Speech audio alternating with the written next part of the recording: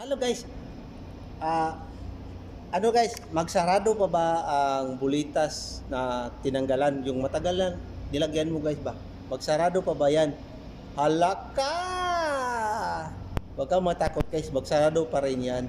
Ayon sa aking mga sources na mga matagal na tapos pinatanggal sa mga asawa nila. Huwag kang matakot, maghilom pa rin yan sugat kahit matagal na yung bulitas mo tapos gusto mong tanggalin ay ayaw ng ang misis mo or mga partner kasi malaki yung ano mo tapos lalagyan mo pa ayaw niya, maghilom pa rin yan sugat guys kung tanggalin mo kung ayaw mo na o, gusto nila ipatanggal pero kailangan wag mo ipatanggal guys, okay man yan pero maghilom pa rin yan guys ha. Ngayon yung ano nakabuka daw tapos di nasarado yung nilagyan niya, sabi niya na boss, salamat boss kasi sa payo mo.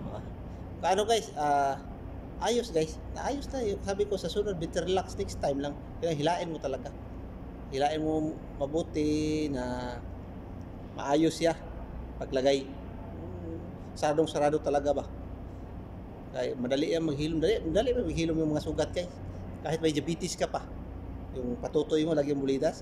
Kahit may diabetes pa ka, huwag ka matakot. Maghilom pa rin yung sugat na yan.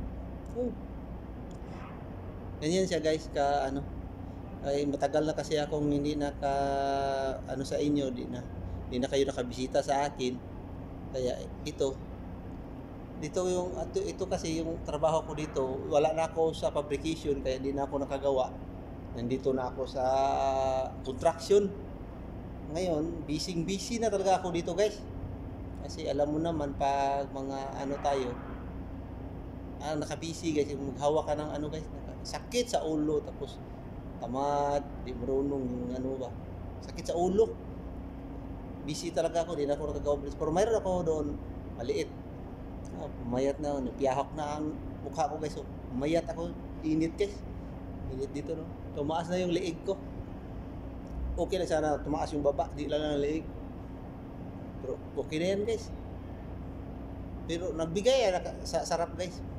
Yung mga ganyan dagdag ba dagdag lalo na yung nanganak lang sa bahay umabot na ng 5, 6, 7, 8 lalaki talaga yan kung gusto mong lagyan ng magic lagyan mo pero kung takot ka or ayaw mo kung ganyan huwag mo na pilitin para lang yan sa mga ano yung matapang mga ano ba alien. Yeah. Thanks for watching. Next time naman na isa.